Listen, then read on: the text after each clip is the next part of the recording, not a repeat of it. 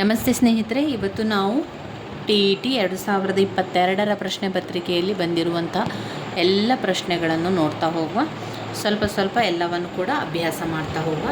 ಇದರಲ್ಲಿ ಮೊದಲಿಗೆ ನಾವು ಕನ್ನಡವನ್ನು ನೋಡುವ. ಕನ್ನಡದಲ್ಲಿ ಮೊದಲಿಗೆ ಗದ್ಯ ಭಾಗ ಬರುವಂಥದ್ದು. ಗದ್ಯ ಭಾಗ ಯಾವುದು ಕೊಡ್ತಾರೆ ಅಂತ ಅದು ಗೊತ್ತಿರುವುದಿಲ್ಲ. ಅದನ್ನು ನಾವು ಒಂದು ಗದ್ಯವನ್ನು ಓದ್ಕೊಂಡು ಅವ್ರು ಕೊಟ್ಟಿರುವಂಥ ಪ್ರಶ್ನೆಗೆ ಉತ್ತರವನ್ನು ಅದರಲ್ಲಿ ಅವರು ಕೊಟ್ಟಿರ್ತಾರೆ. ಪ್ರಶ್ನೆಯ ಹತ್ತಿರ ಉತ್ತರ ಇರ್ತದೆ, ಅದನ್ನೇ ಹುಡುಕಿ ನೋಡಿ ಬರಿಬೇಕಾಗ್ತದೆ.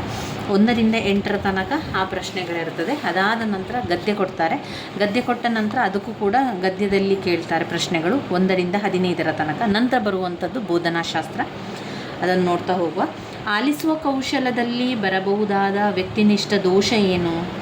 ಆಲಿಸುವ ಕೌಶಲದಲ್ಲಿ ಬರಬಹುದಾದಂಥ ವ್ಯಕ್ತಿನಿಷ್ಠ ದೋಷ ವಿಷಯ ಅಥವಾ ವ್ಯಕ್ತಿಯ ಬಗ್ಗೆ ಪೂರ್ವಗ್ರಹ ಹೊಂದಿ ಕೇಳುವಂಥದ್ದೇ ದೋಷ.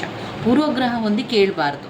ಪೂರ್ವಗ್ರಹ ಇಲ್ಲದೆ ಅದನ್ನು ಸರಿಯಾಗಿ ಗಮನಿಸಿಕೊಂಡು ಕೇಳಬೇಕು. 17ನೆಯ ಪ್ರಶ್ನೆ, ಉತ್ತಮ ಮಾತುಗಾರಿಕೆಯ ಕೌಶಲ್ಯ ಇದಕ್ಕೆ ಒಂದು ಪೋಷಕ. ಉತ್ತಮ ಮಾತುಗಾರಿಕೆಗೆ ಗಟ್ಟಿ ವಾಚನವೇ ಒಂದು ಪೋಷಕ ಆಗಿರ್ತದೆ. ಉತ್ತಮ ಮಾತುಗಾರಿಕೆ ಬರಬೇಕು ಅಂತಾದರೆ ಗಟ್ಟಿ ವಾಚನ ಮಾಡಬೇಕು. ಇನ್ನು ಕೇಳಿ ಬರೆಯುವ ಸಾಮರ್ಥ್ಯ ಬೆಳೆಸುವ ಉತ್ತಮ ಚಟುವಟಿಕೆ ಉತ್ತಲೇಖನ. ಕೇಳಿ ಬರೆಯುವ ಸಾಮರ್ಥ್ಯಕ್ಕೆ ಬರ್ತದೆ. ಗತಕಾಲದ ವಿಷಯಗಳನ್ನು ಕೇಳುವಾಗ ಒಂದು ಪದ್ಧತಿಯನ್ನು ಹೆಚ್ಚಾಗಿ ಅನ್ವಯಿಸುವಂಥದ್ದು. ಮೊದಲು ಆಗಿರುವಂಥ ಘಟನೆಯ ಬಗ್ಗೆ ಕತೆ ಹೇಳುವಂಥದ್ದು ಕಥನ ಪದ್ಧತಿ. 20ನೇ ಪ್ರಶ್ನೆ, ಉದಾಹರಣೆಗಳ ಮೂಲಕ ಸೂತ್ರದ ಕಡೆಗೆ ಸಾಗುವ ವ್ಯಾಕರಣ. ಮೊದಲು ಉದಾಹರಣೆ ಹೇಳಿ ನಂತರ ಸೂತ್ರ ಹೇಳುವಂಥದ್ದು ಅನುಗಮನ ಪದ್ಧತಿ. ಮೊದಲು ನಿಯಮ ಹೇಳಿ ನಂತರ ಉದಾಹರಣೆ ತಿಳಿಸುವುದು ನಿಗಮನ ಪದ್ಧತಿ. ಅನುಗಮನ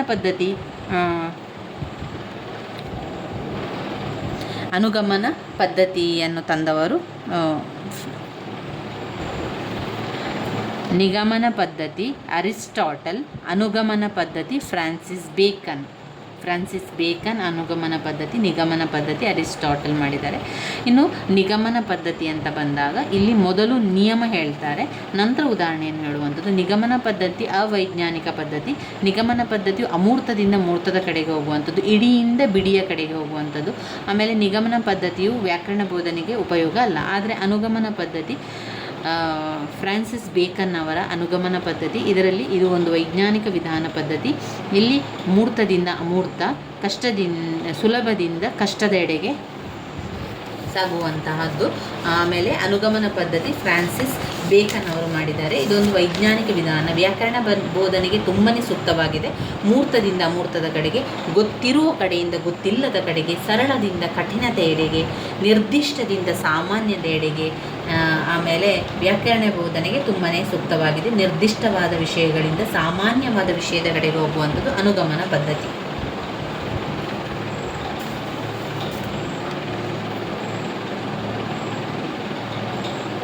ಇನ್ನು ಪಾಠ ಯೋಜನೆಯಿಂದ ಶಿಕ್ಷಕರಿಗೆ ಆಗುವಂಥ ಅನುಕೂಲ ಆತ್ಮವಿಶ್ವಾಸ. ಬೋಧನೆಯಲ್ಲಿ ಆತ್ಮವಿಶ್ವಾಸ ಮೂಡಿಸುತ್ತದೆ. 22ನೆಯ ಪ್ರಶ್ನೆ, ಭಾಷಾ ಪ್ರಯೋಗಾಲಯದಿಂದ ವಿದ್ಯಾರ್ಥಿಯು ಈ ಪ್ರಯೋಜನ ಪಡೀತಾರೆ. ಭಾಷಾ ಬೋಧನೆಯಿಂದ ತನ್ನಲ್ಲಿರುವ ಭಾಷಾ ಕಲಿಕಾ ತೊಂದರೆ ನಿವಾರಿಸಿಕೊಳ್ಳಲು ಪ್ರಯತ್ನಿಸುವುದು ಭಾಷಾ ಬೋಧನೆಯಿಂದ ವಿದ್ಯಾರ್ಥಿಗಳು ಪಡೆದುಕೊಳ್ಳುವಂಥದ್ದು. ಕ್ರಿಯಾ ಸಂಶೋಧನೆಯ ಮೊದಲ ಹಂತ ಸಮಸ್ಯೆಯ ಕ್ಷೇತ್ರವನ್ನು ಗುರುತಿಸುವುದು. ಸಮಸ್ಯೆಯ ಕ್ಷೇತ್ರಗಳನ್ನು ಗುರುತಿಸುವುದು. ಕೈ ಬರಹದಲ್ಲಿ ಕಂಡುಬರುವಂತಹ ದೋಷ ಕಾಗುಣಿತ ದೋಷ. ಪಠ್ಯಪುಸ್ತಕದ ರಚನಾ ತತ್ವ ಇದು. ಪಠ್ಯಪುಸ್ತಕವು ಇರುವಂಥದ್ದು ಶಿಶು ಕೇಂದ್ರಿತ, ಮಕ್ಕಳಿಗೋಸ್ಕರ ಮಾಡುವಂಥದ್ದು. ನಿತ್ಯ ನಪುಂಸಕ ಲಿಂಗಕ್ಕೆ ದಂಡು ಎನ್ನುವಂಥದ್ದು ನಿತ್ಯ ನಪುಂಸಕ. ನಪುಂಸಕ ಅಂತ ಬಂದಾಗ ಕಲ್ಲು, ನದಿ, ಜರಿ, ನೀರು, ಮಣ್ಣು ಅದೆಲ್ಲ ನಪುಂಸಕ. ನಿತ್ಯ ನಪುಂಸಕಕ್ಕೆ ಬಂದಾಗ ಮಗು, ಶಿಶು, ಕೂಸು, ದಂಡು ಅದು ನಿತ್ಯ ನಪುಂಸಕ ಲಿಂಗಕ್ಕೆ ಉದಾಹರಣೆ ಬರ್ತದೆ. ವಿಶೇಷಣ ಮತ್ತು ವಿಶೇಷ ಸಂಬಂಧದಿಂದ ಕೂಡಿದಂತಹ ಸಮಾಸವೇ ಕರ್ಮಧಾರೆಯ ಸಮಾಸ. ಕರ್ಮಧಾರೆಯ ಸಮಾಸವು ವಿಶೇಷಣ ಮತ್ತು ವಿಶೇಷ ಸಂಬಂಧದಿಂದ ಕೂಡಿದೆ. ಸಂಪ್ರಧಾನ ಕಾರಕಾರ್ಥದಲ್ಲಿ ಬಳಕೆಯಾಗುವ ವಿಭಕ್ತಿ ಚತುರ್ಥಿ ವಿಭಕ್ತಿ ಪ್ರತ್ಯಯ. ಅಕರ್ಮಕ ಧಾತುವಿಗೆ ಉದಾಹರಣೆ ಓಡು. ಸಕರ್ಮಕ ಧಾತು ತಿನ್ನು, ಓದು, ಬರೆ. ಅಕರ್ಮಕ ಧಾತು ಓಡು. ಚೆನ್ನಾಗಿ ಎಂಬ ಪದದು ಸಾಮಾನ್ಯವಾಗಿರುವಂಥ ಒಂದು ಪದ. ಇನ್ನು ನಾವು ಇಂಗ್ಲೀಷ್ ಯಾವ ರೀತಿ ಬಂದಿದೆ ಅಂತ ನೋಡುವ. 2022 ಪ್ರಶ್ನೆ ಪತ್ರಿಕೆಯಲ್ಲಿ ಮೊದಲಿಗೆ ಇದರಲ್ಲಿ ಗದ್ಯ ಭಾಗವೇ ಬರುವಂಥದ್ದು. ಮುಂದಿನ ವಿಡಿಯೋದಲ್ಲಿ ನಾವು ಇಂಗ್ಲೀಷ್ ಬಗ್ಗೆ ತಿಳ್ಕೊಳ್ಳೋಣ. ಧನ್ಯವಾದಗಳು.